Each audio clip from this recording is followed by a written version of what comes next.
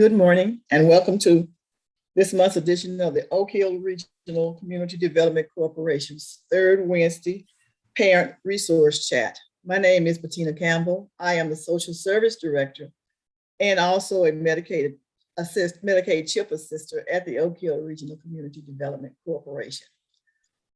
We also have with us this morning Lottie Miner, who is the Project Director at the Oak Hill, and Mr. Thomas Robinson, our technology metrics assist, who's assisting us this morning with the technology. We recognize our board chair, Jennifer Garrett, our executive director, Dr. Michael O. Miner. In addition to this Zoom chat, we are restreaming today on the Oak Hill Regional Community Development Corporation and Healthy Kids Mississippi Facebook pages. Feel free to share with your social media. Today, we have an awesome guest with us, Sister Ellen McKnight from the Maxine firm. She will be talking about good nutrition and parents' roles as role models for their children's nutrition. Let me give you just a bit about this awesome young lady. And when I say awesome, I do mean awesome. Ellen believes that healthy communities are built on a foundation of education, access, and opportunity. Promoting healthy lifestyle changes and providing urban communities with economic development opportunities by way of fresh foods and access is her life's goal and passion. She's a registered dietitian and public health advocate, and currently the principal of the Maxine firm. The Maxine firm is a nutrition and wellness firm made up of a network of health care providers. I'm tripping over my own tongue this morning, trying to move too fast. Let me start that again. The Maxine firm is a nutrition and wellness firm made up of a network of healthcare professionals whose primary objective is preventing chronic disease related to nutritional practices. Through seminars, presentations, symposiums, McKnight, along with the firm's network of healthcare professionals, travel across the country, equipping communities with practical strategies to improve their overall wellness. She is a Business Report 40 and Under 40 recipient. She's a New Schools Change Maker Award recipient. She's also received the Southern Law Center Community Advocate for the Year Award. She's an Alpha Community Trailblazer Award and the Next Generation's Pioneer Millennium Woman of the Year. Let me say that one again. She's a Next Generation's Pioneers Millennial Woman of the Year Award. I told you she was awesome. Look at that beautiful smile. She's a member of the Baton Rouge Dietetic Association, the Academy of Nutrition Dietetics, the National Organization of Black Dietetics, and the Nutrition and Alpha Kappa Alpha Sorority Inc., and a member of the Alpha Kappa Alpha Sorority Incorporation. She holds a bachelor's in science, nutrition, and food, and a master's of public administration, healthcare concentration from the Southern University and A&M College. She does so much. My tongue is just tripping. I'm so proud of her.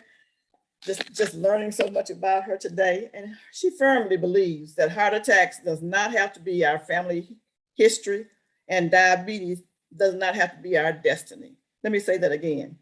Ellen firmly believes that heart attacks do not have to be our family's history, and diabetes does not have to be our destiny. One more time. She believes that heart attacks do not have to be our family history, and diabetes does not have to be our destiny. So let me say, welcome today, Sister Ellen, for joining us. And I'm just so excited about your presentation. Thank you. So let me begin by asking you, what is a balanced nutrition? So that's a really great question. And thank you so much for the invitation, Sister Bettina. But essentially, balanced nutrition is just every day individuals and families striving to make their plate whole, to make their plate healthy. And so every time they sit down to their plates, breakfast, lunch, and dinner, you want to make certain that you have those 5 food groups on your plates. And that's grains, proteins, fruit and vegetables, and, low-fat dairy. And so often, when we sit down to our plates, most of the plates are filled with meat or protein or grains. And we kind of forget about those fruits and vegetables.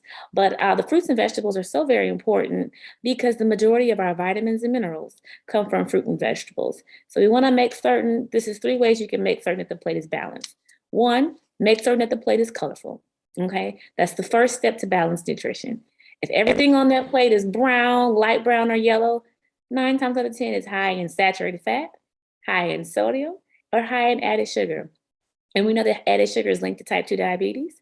Saturated fat is linked to heart disease, and added sodium is linked to hypertension.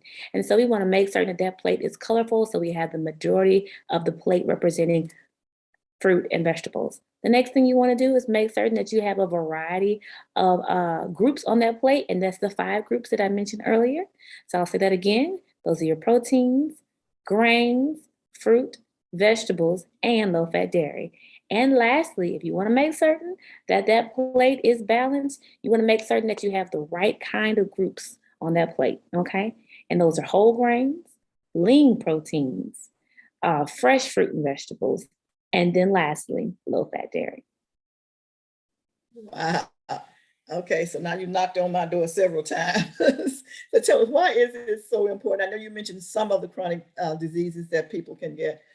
Can you give us some more examples of chronic diseases that might be affected by poor nutrition or poor nutritional Certainly. habits? Yes, ma'am. Certainly, Sister Bettina. And that's a really good question because so often, so many of these chronic diseases or chronic illnesses are so commonplace in our families.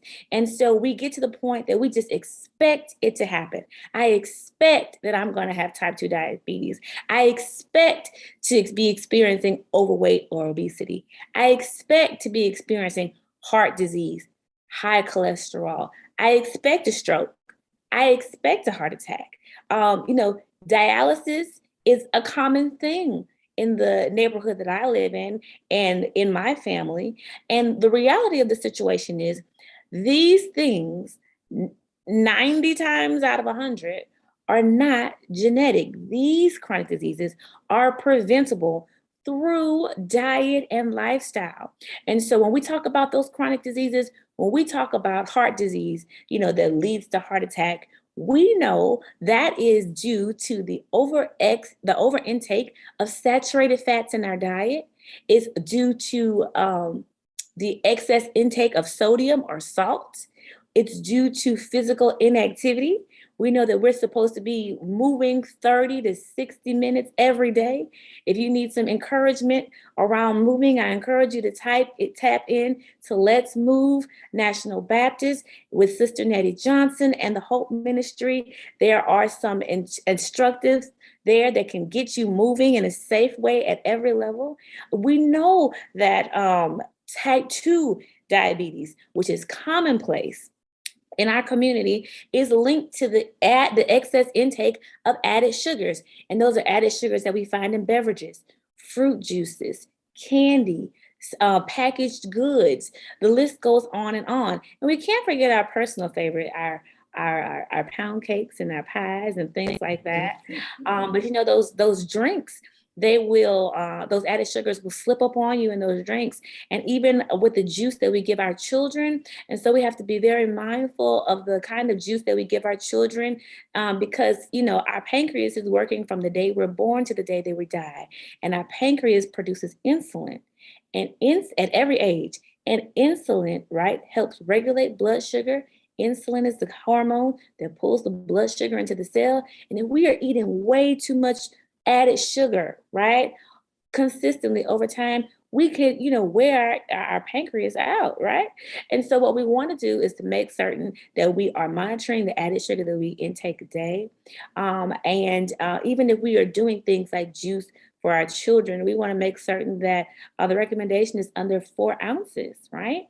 And there's even an opportunity if you're giving your children fruit juice, that you can cut it with water to make it stretch a little longer. So you might put 2 ounces of, juice and 2 ounces of water, or 3 ounces of juice, and in that sippy cup, and 1 ounce of water to kind of dilute the sugar, make the juice stretch. And also, whenever you are choosing fruit juice, which is high in added sugar, for your children or as an adult, you want to make certain that the label says No sugar added. No sugar added. You also want to make certain that it is 100% real juice, because we don't want to feed our children juice that's not real juice. Like Tang is not orange juice, it is orange color and water and sugar. We don't want, we just want to make certain that if in fact we are giving our children fruit, we don't want to um, leave out the fruit and just the juice. And so back to those chronic diseases, we talked about heart disease, heart attack, linked to saturated fat, type 2 diabetes, linked to added sugar and physical activity, heart disease linked to added saturated fat, intake of added saturated fat, and no physical activity. But then also hypertension, high blood pressure. That is the silent killer. That is linked to so many different complications. And so we know that heart disease and high blood pressure go hand in hand. We know that that's linked to excess sodium intake in a day. And we know that if we're not on high blood pressure medicine, the American Heart Association recommends that we only intake 2,300 milligrams of sodium a day. And I'm gonna say that again because I want you to write it down. That's 2,300 milligrams of sodium a day. And that's really important because that lets us know that we need to check the food label at every opportunity. Flip the food label around, even if it's a bag of chips, flip it over and compare that bag of chips. If it's a candy bar, flip over a candy bar. If it is a fruit bar or granola bar, flip it over and see what the amount of sodium is. If it is a salad dressing, flip it over because a lot of times there's sodium in salad dressings. If it is a can of spaghetti sauce, flip the can of spaghetti sauce over and compare the sodium. And you then choose the can or the package that's lower in sodium. Another place that sodium hides is deli meat. Flip over the different brands of deli meat, and I would encourage you to, choose a leaner protein like a turkey or a chicken and not a ham or a salami because that's higher in saturated fat, and we know saturated fat causes heart attack. But if we can kind of move our children into consuming foods that are lower in saturated fat, it will benefit them over a lifetime. So we talked about heart disease that's linked to saturated fat. We talked about hypertension and stroke that's linked to excess sodium intake. And I've also discussed type 2 diabetes that's linked to added sugar intake. And underlining all of these is physical inactivity that lends itself to chronic diseases that can be preventable. And lastly, and this is not all of them, but kidney failure is a thing in our community. And we know that kidney failure occurs earlier and earlier for African Americans. We can find a dialysis clinic in our neighborhood, but we often cannot find a grocery store in our neighborhood. And for that reason, that limits our access to fresh and affordable fruits and vegetables and food. And so if that is the case, we have to be ever so careful to protect our kidneys. Kidney failure can develop and progress into perhaps dialysis treatment if we have type 2 diabetes and it goes uncontrolled, and if we have kidney, if we have hypertension or high blood pressure and it's uncontrolled. Hypertension and type 2 diabetes together is a recipe for kidney failure and dialysis. So those are some preventable diseases that are common in our communities, in our families, in our churches, among our youth and our children that can be prevented if we pay special attention to the food that we intake and increase our physical activity. That's awesome. And one of the things that we know, a lot of our children are not as active as they should be since the invent of the computer and all the games that they have on that. And they took it out of schools. So they're not getting the activities that they should get. And so what about fast foods? Fast foods. And so we understand that moms and dads and parents and grandmothers, they're moving. They're trying to get from day to day. And we understand why convenience is a priority for our families.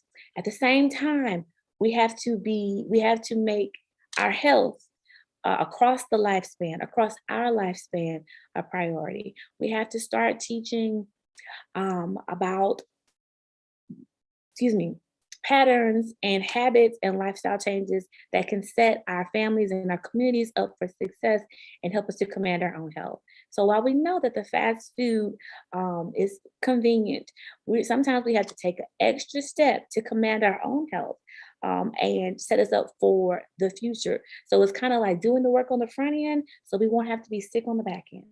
Doing the work on the front end of preparing so we won't have to make a knee jerk decision about the food. So here's what the fast food.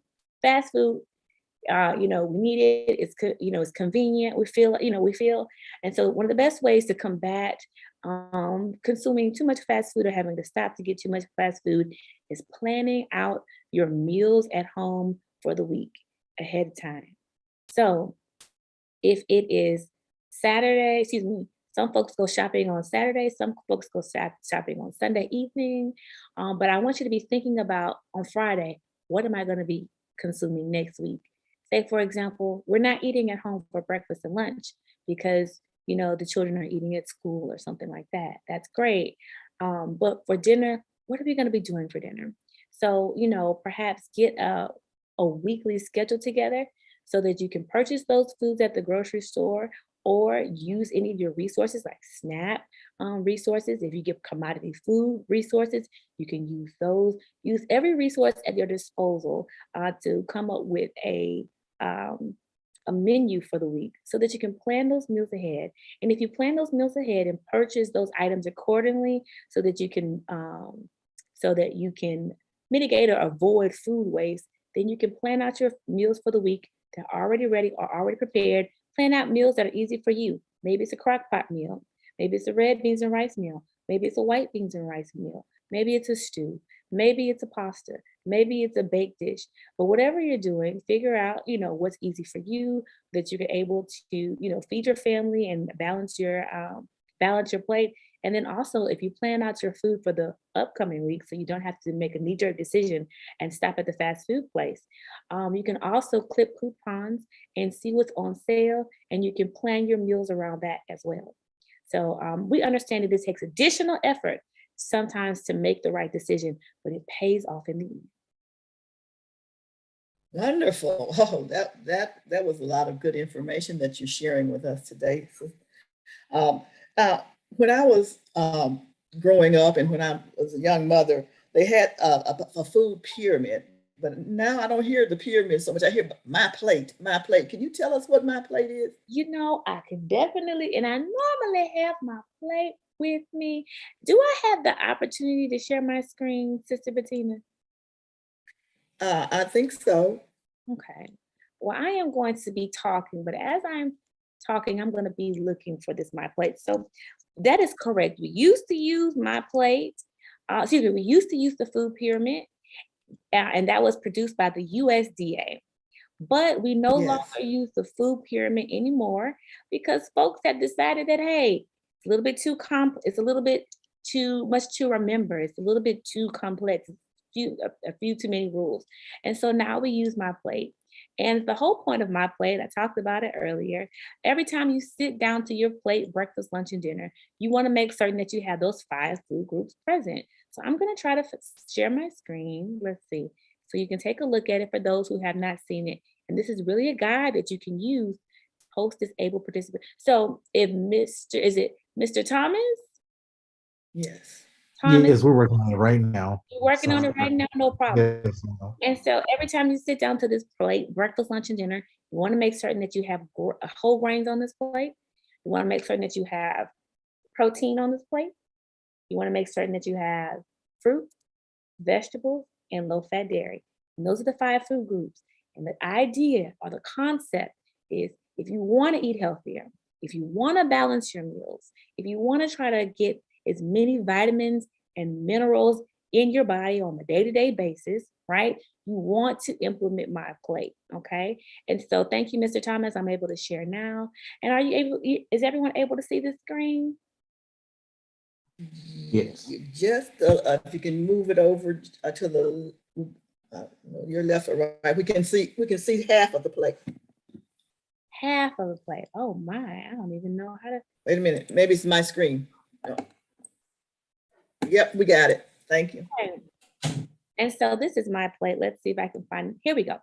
This is my plate. And so Sister Bettina mentioned that we used to use this one right here, right? But we no longer use this one. We use my plate. And again, my plate. Every time you sit down to your plate, breakfast, lunch, and dinner, you need fruit on the plate. We need vegetables on the plate.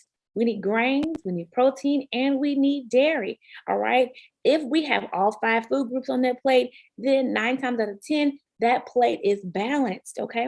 And if we have those different food groups on the plate, we have different colors on the plate. We can start moving towards preventing chronic diseases. We can make certain that we have all our vitamins and minerals, and we can make half of our plate fruits and vegetables. Okay. Because we know the majority of our vitamins and minerals come from fruits and vegetables. They are the most colorful group, which means they offer us antioxidants. And we know that antioxidants fight free radicals in the body that may cause cancer.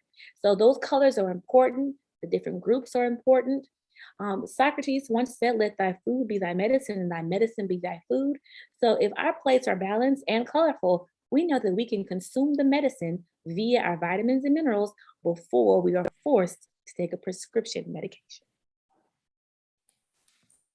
Wow, that's a lot. That's a lot. I hope that parents and children care providers are listening, and that they take that all in, and that we begin to be more serious about what foods we're giving. And along with that, sometimes the children, when they get home, they want to grab a snack, or over the weekend, they want a snack. What are some healthy snacks for them? Well, that's a great question. I am going to skip ahead. Oftentimes, the snacks that children enjoy are in the grains group. Their chips, their Pop Tarts, their Cheez-Its, their sandwiches, those types of things.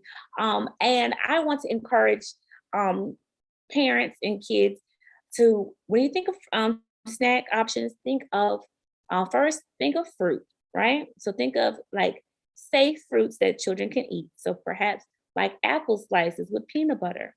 That's a great snack.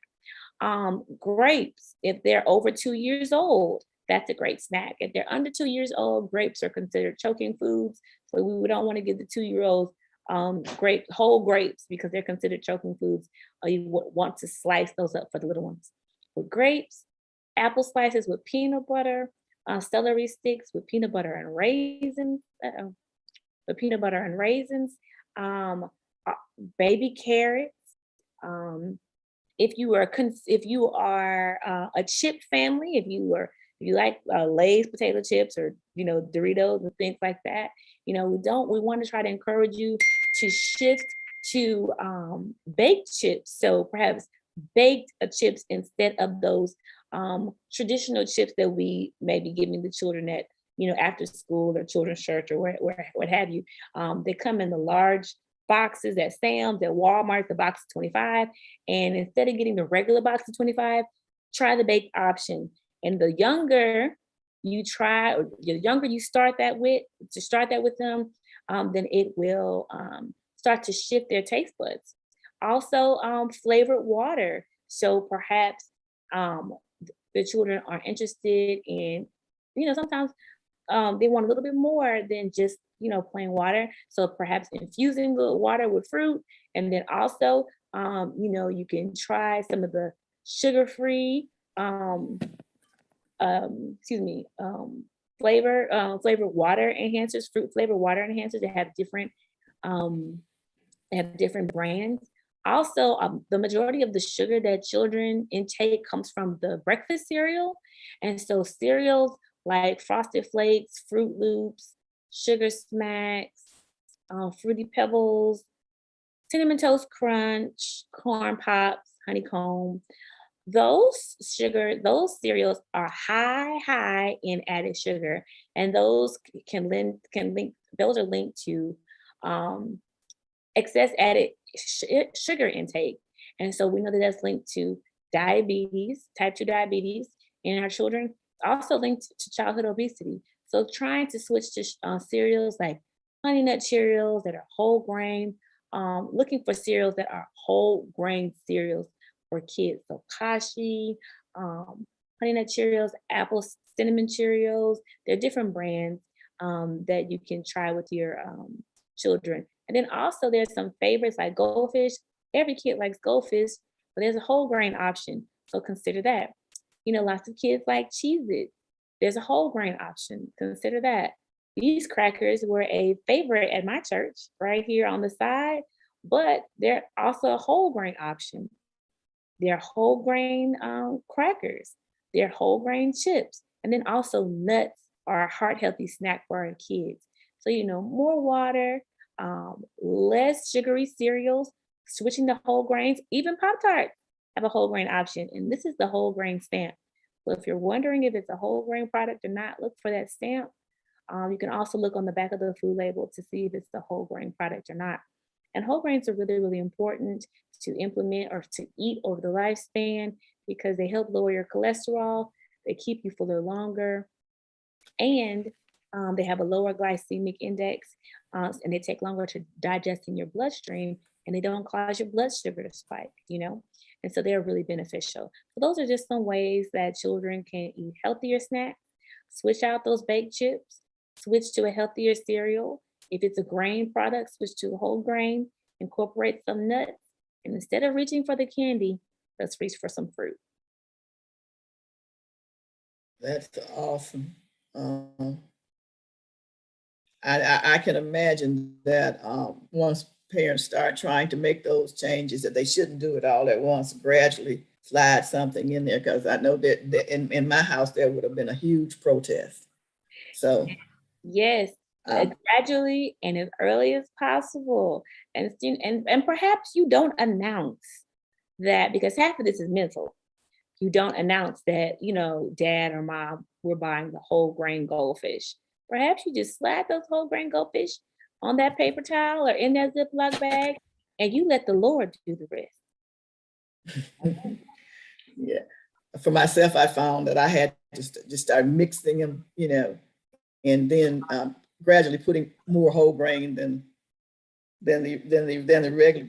And my children adapted, but my grandchildren, I should say, because my children didn't get that opportunity. My grandchildren Gotcha. adapted.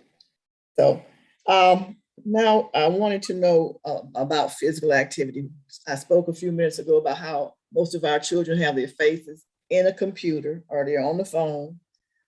They're not trying to be outside playing like my generation or my children's generation. So how does that affect them? How often should children be physically active? That's a great question. So the recommendation is a minimum of 30 minutes every day. Children should be active. Now, if and they can be active in different ways. That's biking, rollerblading, running, dance practice, gardening, skateboarding. There's so many different ways that children can be active.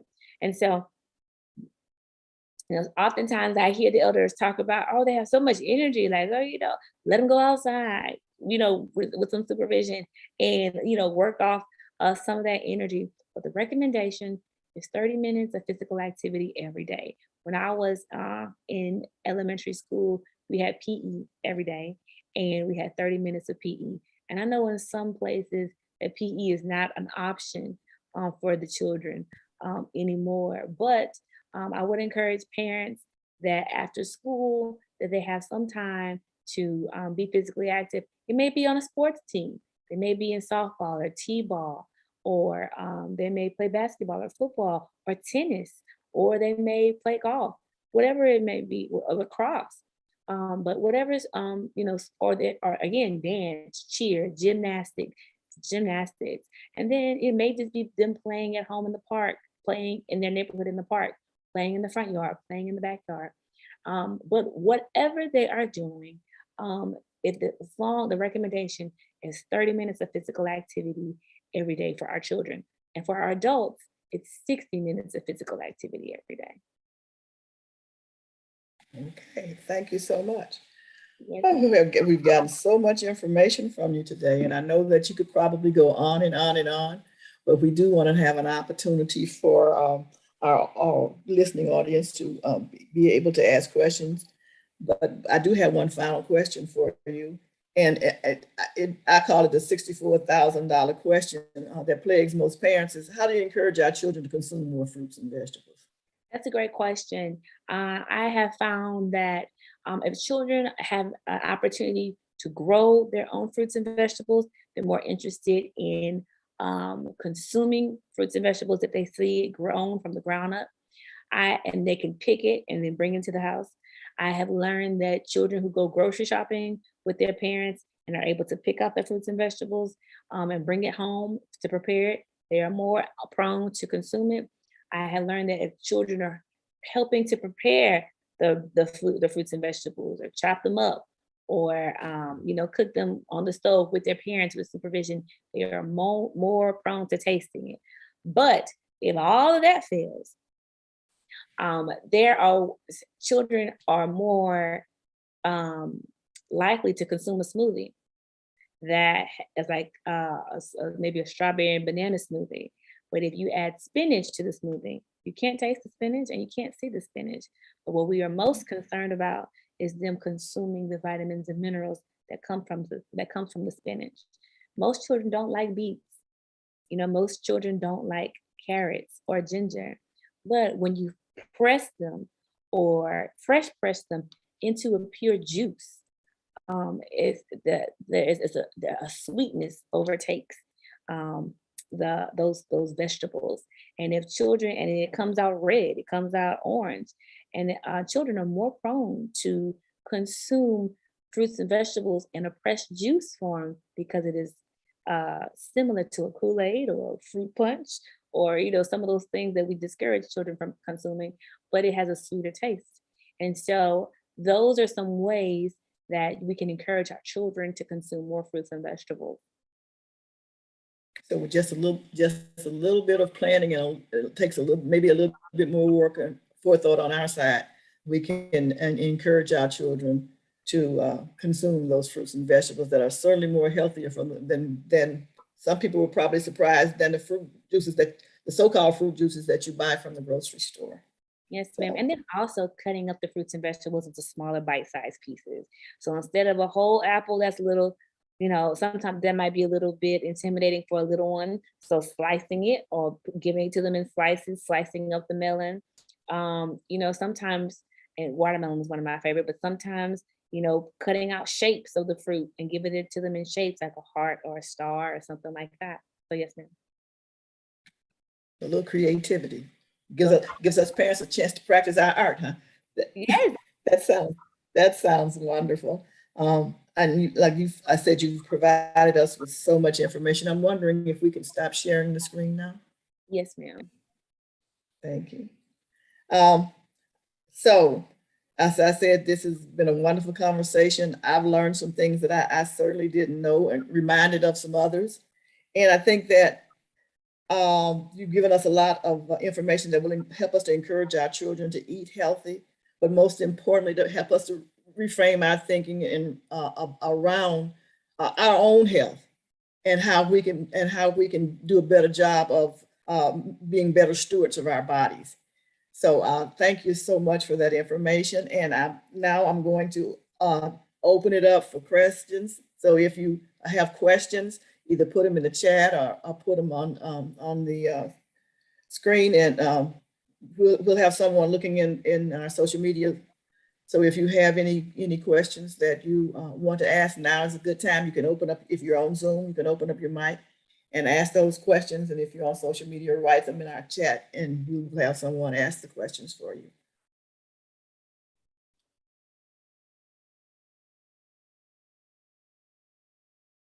I guess you're doing a wonderful job. Well, No questions? no questions. Duke, are there any questions from our No, social media? ma'am. No, ma'am. I'm looking Okay, to check in wow. now. You've done a wonderful job. And as you always, here's my grandson likes to eat uncooked noodles as snacks. Is that okay? That's a common thing. So if that's okay, just wash them and rinse them off. But if those noodles are whole grain noodles, That's even better. So if those are, white spaghetti noodles or white, macaroni noodles, that's a common thing. Kids eat them. Um, again, just wash them off. But if they're whole grain, then he's really cooking with grease. Okay. All right. I don't see any other questions over here. I do see a comment, several comments that says great information. And I can certainly echo that. We've learned a lot today. Um, Sister Ellen, is there a way that if they have additional questions, I mean, we're going to refer them to our social media page on our website that puts that information will be posted. But is there a way that they can contact you if they want a Maxine firm to come out to their church or to their school or to their parent group to provide some information that they can contact you? Absolutely. I will put the information in the chat, but you just go to the website and it's www.themaximefirm.com and you can fill out the contact information and we will get back to you soon. You can also give us a call at 225-334-8802 or you can send an email at info at themaximefirm.com and I will type that information in the chat. But yes, those are the ways that you can get in contact. Well, seems like we have some questions coming in. Someone wants to know what are some sugar substitutes? Okay. And so honey is an option for sweetening like your beverages. Um, it is antimicrobial. And then there's also agave nectar. You don't need as much agave nectar as with other sweeteners. And those are some ways that you can naturally sweeten your beverages or your food items. Mhm. And so a Okay. lot of those. So you put honey in your tea. If you're doing Cheerios that are like plain Cheerios, or I would recommend you can sprinkle a little bit of honey on your Cheerios and then add your milk instead of sprinkling sugar. Right. Yeah. I'm learning a lot. Yeah. Okay. Well, thank you. Wait just a second. I think that we have all the questions taken care of. So I just want to say again, thank you. Awesome. And I'm so grateful that you agreed to come on because this is information that's definitely needed because it does definitely fit. You gave us a way to follow your example when you say that heart attacks don't have to be your family history and diabetes does not have to be our destiny. So starting today, we can keep that in mind and we can begin to change some of those habits. We know you're not going to change them all at one time, but if you can gradually change, every change you make makes a difference. So if you can just gradually change over and before you know it, the children will be thinking when you hand them a pop, oh, this is too sweet. I don't want that. I want something else. And so I mean, so yes. That's the goal. That is the Oh, goal. so there's one other question came in, said, how much water should we consume per day? Okay, and that varies from person to person. If you're on a fluid restriction from your doctor, then that amount of water, your doctor will let you know how much water that you should be consuming if you have a heart condition or if you're on some type of sodium restriction. That's one thing. But for everyday healthy Americans, about 8 bottles of water a day is the recommendation still. Now, if you are trying to figure out how do I start this, you wanted to try to make certain that every time you sit down to your plate, you have a bottle of water or a glass of water before you drink anything else. And so, at minimum, you're drinking 3 bottles of water a day. And sometimes we go through the day and we don't have any water.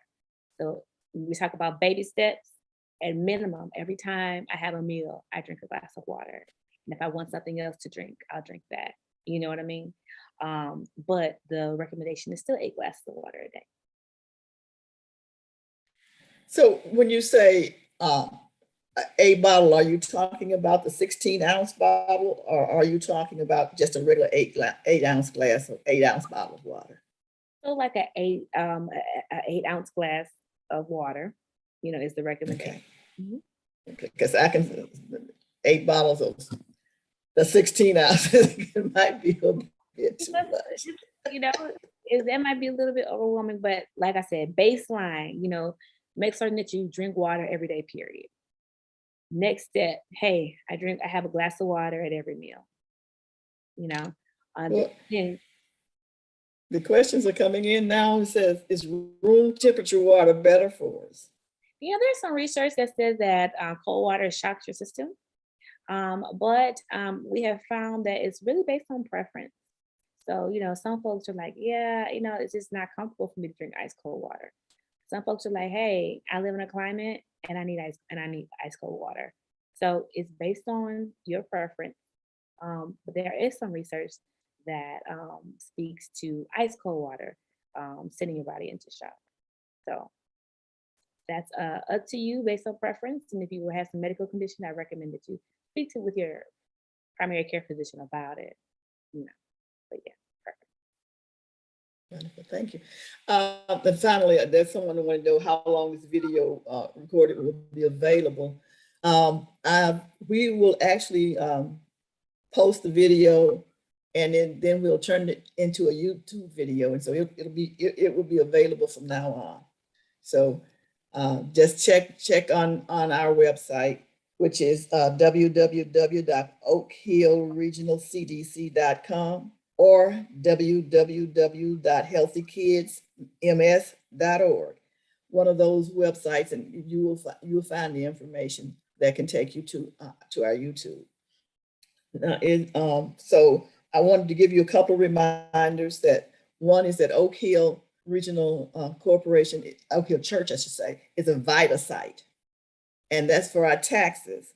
So if you need your taxes done free, we want you to please drop your information off at the Hill, at Oak Hill on Memphis Street in Hernando, and the number is 662-298-3584 to call if you have questions about what you should bring in order to get your taxes done. Again, that's free taxes that are available through the VITA program at Oak Hill Church on Memphis Street in Hernando, or you can call 662-298-3584. On Monday, March the 28th, from 6 p.m., please join us for the Ask Mary and Pat Zoom webinar. They're giving out wonderful information about health and health coverage for you and for your children, especially your children.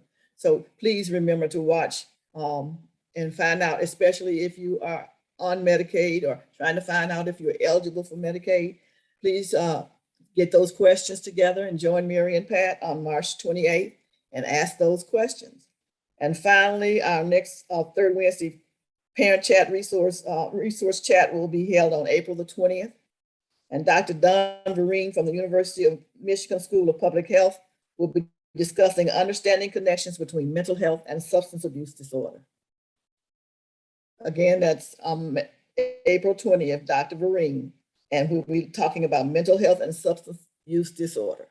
So again, thank you so very much for joining in. Oh, there's the information in the chat about how much income you can have in order to be eligible to use the VITA services. So again, thank you so much for joining us today. And we're going to be signing off on our Facebook. And if those are on Zoom, we'll stick around for just a few minutes so we can have a little wind down conversation. We appreciate it. Thank you so much. Everybody have a blessed day.